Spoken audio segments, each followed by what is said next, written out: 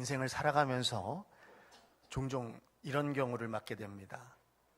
기도를 열심히 했는데 아무 일도 일어나지 않는, 그리고 응답은 없어 보이는 것처럼, 시간이 흘러가도 상황은 크게 달라지지 않는 것처럼 그렇게 보일 때가 있습니다. 하나님이 정말 살아계실까? 하나님은 정말 일하고 계신가? 알 수 없는 마음이 그 조용히 지칠 때가 있습니다. 아무 일도 일어나지 않는 것처럼 느껴지는 때가 있고, 어떤 일이 일어났음에도 불구하고 마음이 아직까지 따라가지 못해 머뭇거리는 때도 있습니다.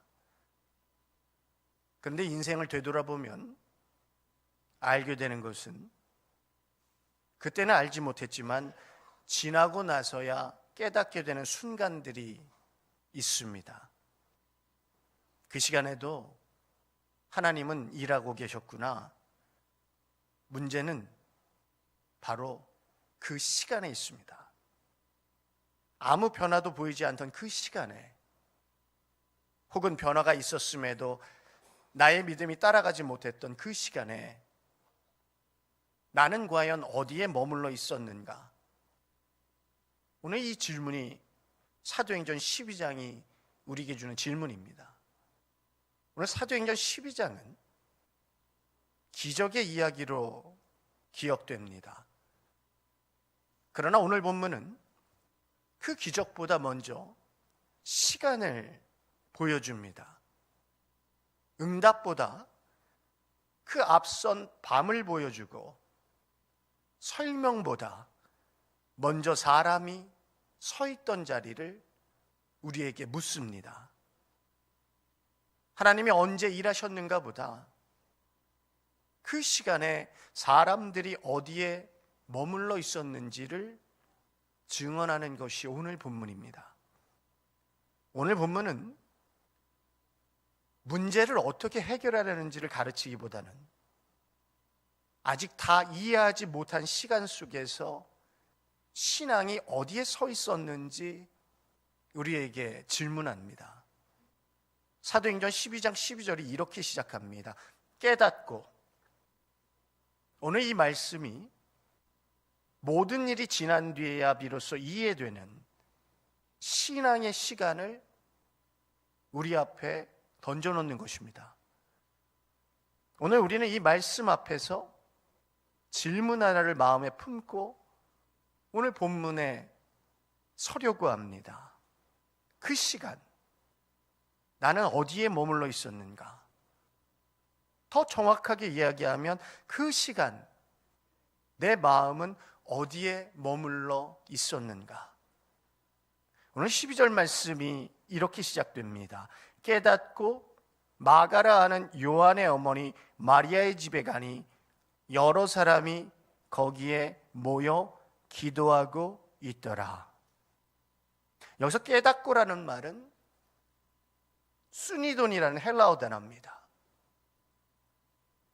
어떤 사실을 하나 정도 알아차렸다, 이것이 아니라 흩어져 있던 모든 것들이 하나의 줄기로 이어지면서 이런 뜻이었구나, 삶의 방향이 잡히는 순간, 그 순간을 깨닫고라는 단어를 쓰고 있습니다. 베드로가 감옥에서 풀려난 뒤 그는 잠시 몸을 숨길 수 있었습니다. 먼저 안전한 곳을 찾아가 몸을 숨길 수 있었습니다. 그런데 베드로는 그곳으로 가지 않았습니다. 베드로의 발걸음은 기도하고 있던 공동체에게 향합니다. 오늘 말씀이 강조하는 것은 베드로가 얼마나 놀라운 일을 겪었는가가 아닙니다. 오히려 응답을 받은 사람이 어디로 가는가? 깨달음은 말로 길게 설명되기보다 결국 그 사람이 다시 서는 그 삶의 자리로 증명되는 것입니다. 교회가 여전히 기도하고 있었고, 베드로는 그 자리로 돌아옵니다. 여기서 기도의 자리는 어떤 공간, 어떤 방, 어떤 집을 뜻하는 것이 아닙니다. 그것은 공동체가 하나님 앞에 마음을 모으고 서로의 두려움을 함께 안고 같은 방향을 바라보며 버티고 있던 자리가 바로 기도의 자리입니다. 베드로가 기족을 들고 바깥으로 달아난 것이 아니라 기도하는 사람들 사이로 하나님 앞에 서 있던 그 마음의 자리로 다시 돌아온 것입니다. 베드로에게 응답은 이미 주어졌습니다. 그러나 베드로의 믿음은 여전히 하나님 앞에 머무는 자리에 또한 이어지고 있습니다. 그리고 본문이 우리에게 질문합니다. 하나님이 일하신 뒤 나는 지금 어디를 향하고 있는가? 그리고 놀랍게도 그 기도의 집에서 모든 마음이 곧바로 따라오지 않는다라는 사실입니다. 기도의 응답은 시작되었지만 사람들의 마음은 그 기도의 응답의 속도를 따라오지 못하고 있습니다. 이제 성경이 응답 이후에 남아있는 그 흔들림 앞에 우리를 이끌고 갑니다. 오늘 13절, 15절입니다. 베드로가 대문을 두드린데 로데라 하는 여자아이가 영접하러 나왔다가 베드로의 음성인 줄 알고 기뻐하여 문을 미쳐 열지 못하고 달려들어가 말하되 베드로가 대문 밖에 섰더라 하니 그들이 말하되 내가 미쳤다 하나 여자아이는 힘써 말하되 참말이라 하니 그들이 말하되 그러면 그의 천사라 하더라. 오늘 이 장면은 13절부터 15절의 본문을 묵상하면서 우리로 하여금 멈춰서게 합니다. 여러 사람이 모여 기도하고 있었고 그 기도의 중심에 있던 베드로가 지금 바로 문 앞에 서 있습니다. 그런데 공동체가 그 사실을 곧장 받아들이지 못합니다. 그리고 무엇이라 말합니까? 내가 미쳤다. 오늘 이 미쳤다라는 말은 누군가를 깎아내리거나 비웃는 말이 아닙니다. 너무나 갑작스러운 현실 앞에서 마음이 감당하지 못하고 먼저 튀어나오는 말입니다. 믿기 싫어서가 아니라 믿기에는 너무 힘든 낯선 방식으로 응답이 다가왔을 때 나오는 반응입니다. 사람들이 이어서 무엇이라고 증언합니까? 그러면 그의 천사라 하더라. 오늘 이 말은 교리를 말하는 장면이 아닙니다. 사람이 이해하기 어려운 일을 마주할 때 나타나는 흔한 방식입니다. 사람들은 어떤 사건이 일어나면 반드시 그 사건을 설명을 해야 마음이 진정이 됩니다. 마음을 진정시키기 위해서 그럴듯한 설명을 붙여보는 방식이 바로 이 방식입니다. 오늘 우리가 받아들이기 힘든 일이 눈앞에 오면 사실 그 사실을 붙들기보다는 먼저 설명을 붙들어야 마음이 달래지려 할 때가 있습니다. 그런데 여기서 중요한 것은 이들은 기도하지 않던 사람들이 아닙니다. 오늘 분명히 보여주는 것은 여러 사람이 거기에 모여 기도하고 있더라는 것입니다. 기도가 계속되고 있었고 그 기도가 이미 응답을 향해 움직이고 있었습니다. 문제는 무엇입니까? 기도는 계속되었지만 응답이 내가 기대한 방식으로 오지 않았을 때 마음은 한 걸음 늦게 따라온다는 것입니다. 그러므로 오늘 이 장면은 기도하는 사람들과 믿음 없는 사람들을 대조하는 본문이 아닙니다. 기도하고 있었음에도 아직 그 현실을 받아들이고 품을 준비가 되지 않은 기도의 자리 안에 남아있는 머뭇거림을 우리에게 보여줍니다. 오늘 본문의 핵심은 한 문장으로 증언됩니다. 기도는 계속되었지만 마음은 아직 문 앞에서 멈춰서 있다는 것입니다. 응답이 들렸습니다. 문이 실제로 두드려졌습니다. 그런데 마음은 아직 그 문고리를 잡지 못합니다. 우리 성도 여러분, 이 말씀이 남의 이야기가 아닙니다. 우리에게도 그런 날들이 있습니다. 기도는 하고 있는데 마음은 아직 열리지 않는 날, 하나님이 일하고 계심을 믿으면서도 그 방식과 방법이 내 예상과 다르게 나타날 때 우리는 망설이게 됩니다. 그런데 성경은 여기서 우리를 꾸짖지 않습니다. 왜 그것도 못 믿느냐? 그렇게 몰아붙이지 않습니다. 다만 보여줍니다. 응답 이후의 시간에는 기쁨만 있는 것이 아니라 놀람도 있고 머뭇거림도 함께 있는 시간입니다. 그리고 성경은 더 길게 설명하지 않고 그 다음 장면으로 넘어갑니다. 문은 계속 두드려지고 있습니다. 그런데 사람들은 여전히 그 앞에 서 있습니다. 응답은 이미 도착했습니다. 다만 우리의 마음이 그 응답을 받아들이기까지 시간이 필요하다는 것입니다. 그리고 오늘 본문 16절이 이렇게 증언합니다. 베드로가 문 두드리기를 그치지 아니하니 그들이 문을 열어 베드로를 보고 놀라는지라. 오늘 16절 본문에 그치지 아니하니, 오늘 이 말은 몇 번 두드리고 돌아섰다는 뜻이 아닙니다. 그냥 한 번 왔다 떠났다는 의미도 아닙니다. 그 자리를 계속 지키며 계속해서 두드리고 있었다라는 것입니다. 베드로가 문이 바로 열리지 않는다고 물러서지 않았습니다. 사람들이 아직 믿지 못한다고 등을 돌리지 않았습니다. 응답이 이미 주어졌지만 그 응답이 받아들여질 때까지 베드로가 그 문을 떠나지 않았습니다. 오늘 이 장면이 조용히 마음을 울리는 이유는 성경이 여기서 사람들의 믿음을 책망하지 않기 때문입니다. 왜 아직도 믿지 못하느냐? 이렇게 말하지 않습니다. 대신 응답이 어디에 서 있는지를 보여줍니다. 응답은 즉각적인 박수를, 순종을 요구하지 않을 때도 있습니다. 즉각적인 환호를 재촉하지 않을 때도 있습니다. 마음이 준비될 때까지 그 자리를 지키는 것, 믿음이 따라올 때까지 그러나 한 걸음도 물러나지 않는 것. 여기서 우리는 중요한 한 가지 사실을 깨닫게 됩니다.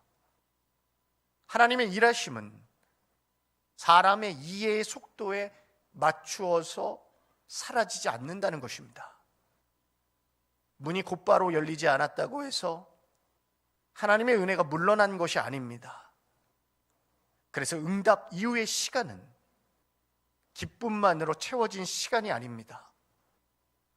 논란과 망설임, 때로는 의심과 혼란이 함께 머무는 시간. 그러나 그 시간 한가운데서도 하나님의 은혜는 조용히 여러분의 문 앞을 지키고 계십니다. 본문이 보여주는 믿음이 이렇습니다.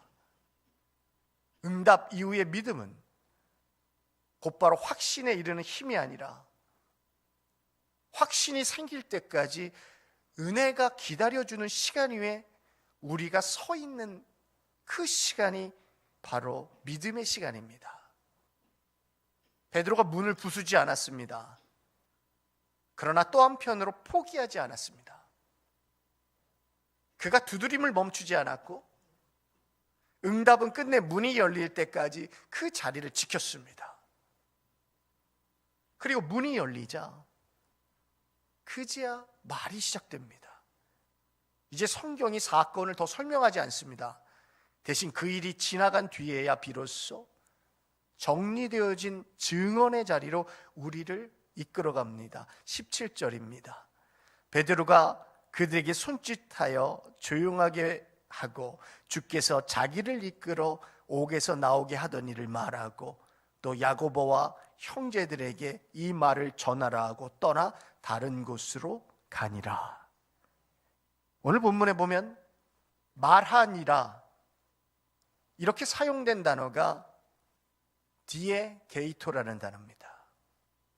놀라움에 차서 외쳤거나 급하게 보고한 것이 아닙니다. 사건을 차분하게 풀어내놓고 지나온 흐름을 되짚짓 정리하면서 증언해주는 회상적인 용어입니다. 오늘 이 표현이 한 가지 중요한 사실을 드러냅니다.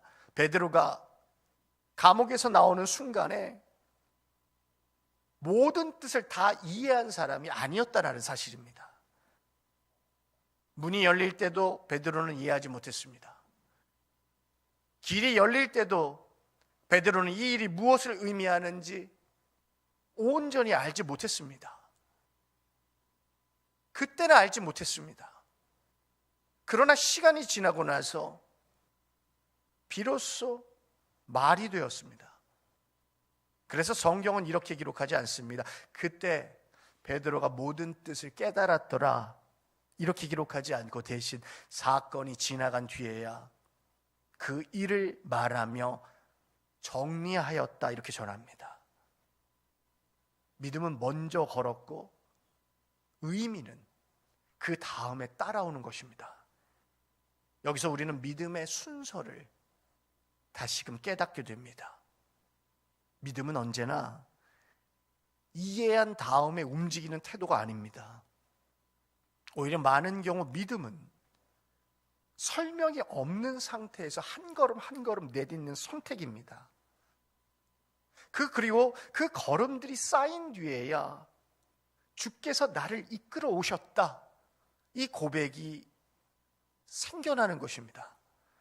오늘 베드로의 증언은 자신의 용기가 앞에 서 있지 않았습니다. 기도의 열심도 중심에 놓이지 않았습니다.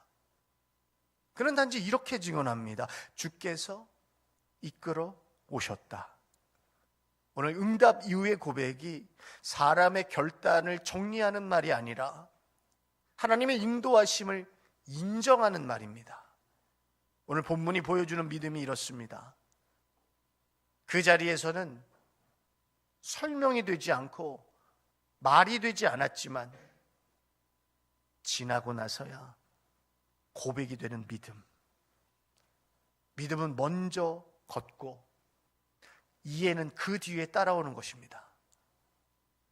그래서 삶은, 신앙은 모든 일을 그때그때 다 설명할 수 있는 능력이 아니라 설명이 없어도 걸음을 멈추지 않고 오랜 시간이 지난 후에 주께서 하셨습니다 이렇게 말하게 되는 삶이 믿음입니다. 성경은 베드로 개인의 이야기에서 오늘 본문을 마치지 않습니다. 오늘 베드로의 이야기에서 시선을 옮겨서 응답은 한 사람에 끝나지 않고 사람들이 어디에 머물러 있는가에 따라 전혀 다른 열매를 남기게 된다는 사실을 우리에게 보여줍니다. 18절, 19절입니다. 나리샘의 군인들은 베드로가 어떻게 되었는지 알지 못하여 척지 않게 소동하니 헤롯이 그를 찾아도 보지 못하며 파수꾼들을 신문하고 죽이라 명하니라. 헤롯이 유대를 떠나 가이사랴로 내려가서 머무니라.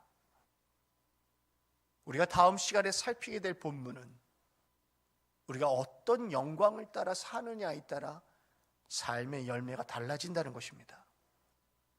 오늘 18절 본문, 19절 본문에 보면 소동이라는 단어가 나옵니다. 이 소동이라는 단어는 잠깐 놀랐다, 일시적인 소란을 이야기하는 단어가 아닙니다. 상황을 이해하지 못한 채 불안과 책임이 뒤엉켜져 밖으로 나온 혼란이 소동입니다. 질서가 무너질 때 나타나는 통제되지 않은 소란입니다. 중요한 것은 그 소란이 어디에서 일어났는가입니다. 베드로가 머물던 자리가 아닙니다. 기도의 자리에는 고요함이 남아 있었고 증언의 자리에는 정리가 남아 있었습니다. 그러나 반면 하나님을 모시지 않는 권력의 자리에는 설명되지 않는 혼란만 남아 있는 것입니다. 헤롯이 베드로를 찾습니다. 그러나 성경은 이렇게 증언합니다. 찾아도 보지 못하매. 오늘 이 증언은 그가 사건을 전혀 알지 못했다라는 뜻이 아닙니다. 상황은 보았지만 하나님이 일하신 흔적을 헤롯은 받아들일 마음의 자리가 서 있지 못했다라는 것입니다. 그래서 헤롯은 상황을 더 붙잡으려 했고 흐트러진 질서를 다시 세우려 했고 자신이 쥐고 있던 통제를 놓지 않으려 했습니다. 결국 헤롯은 설명 대신 힘을 선택하고 이해 대신 억압으로 반응하고 오늘 본문은 그런 의미에서 한 가지 분명한 사실을 보여주는 것은 하나님 일하심 그 자체보다 그 일하심 이후에 사람이 어디에 머무는가가 더 중요하다는 사실입니다. 같은 사건 앞에서도 누군가는 신앙의 고백으로 남고 누군가는 혼란으로 남고 차이는 그가 가진 능력이 아니라 머문 자리입니다. 교회는 기도의 자리에 머물러 있고 베드로는 자신의 삶의 자리에 맡김과 증언의 자리에 머물렀습니다. 그러나 헤롯은 끝까지 놓지 못하는 자신의 권력의 통제의 자리에 머물러 있습니다. 그 결과는 자명합니다. 고요와 생명 그리고 혼란과 파괴로 갈라지는 것입니다. 오늘 본문은 크게 외치지 않습니다. 그러나 조용하게, 그러나 분명하게 우리에게 질문합니다. 응답 이후에 당신은, 나는 어디에 머물러 있는가? 오늘 사도행전 12장 12절부터 19절까지 말씀은 기적이 일어난 순간보다 그 이후에 사람들이 어디에 머물러 있었는지를 보여줍니다. 누군가는 기도의 자리에 머물렀고 누군가는 끝내 그 자리를 떠났습니다.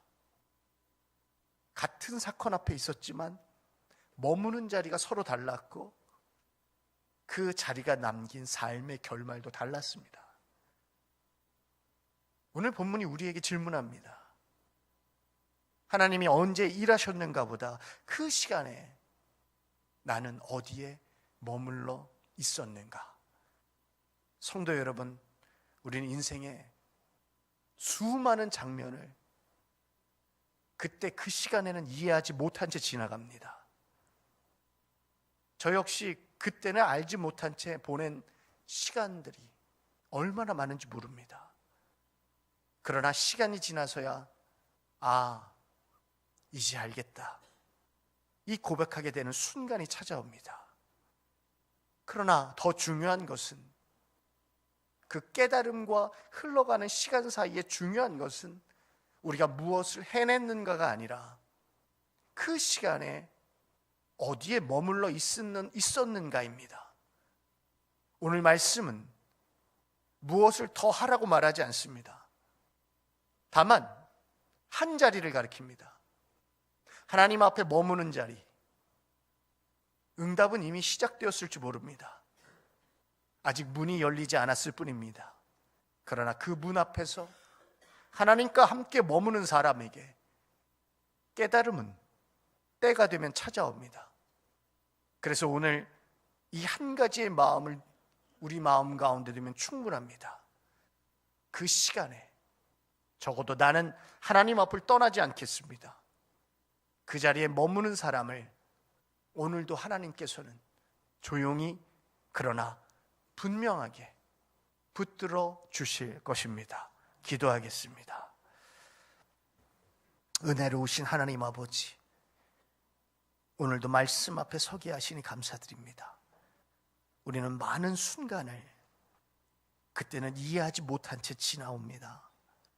기도는 했지만 변화가 보이지 않았던 시간도 있었고, 응답이 시작되었음에도 마음이 아직 그 자리를 따라가지 못했던 날들도 있었습니다. 주님, 그 시간들 속에서 우리가 무엇을 했는가 보다 어디에 머물러 있었는지를 오늘 말씀을 통해 다시 돌아보게 하시니 감사드립니다. 아직 문이 열리지 않은 시간에도, 설명이 되지 않는 순간에도, 마음에 여전히 조심스러움이 남아있는 자리에서도 하나님 앞을 떠나지 않게 하시며, 우리의 믿음이 늘 확신으로 가득하지 않더라도 기도의 자리를 놓지 않는 믿음이 되게 하여 주옵소서. 응답의 속도를 앞당기려 하기보다 하나님의 인도하심을 신뢰하며 그 자리에 머무는 은혜를 허락하여 주옵소서. 주님, 우리가 말씀을 붙드는 것 같지만 실상은 말씀이 우리를 붙들고 있음을 고백합니다. 우리가 하나님 앞에 머무는 것 같지만 먼저 우리를 붙들고 계신 분이 하나님이심을 믿습니다. 오늘도 우리의 삶을 조용히 그러나 분명하게 이끌어 주옵소서.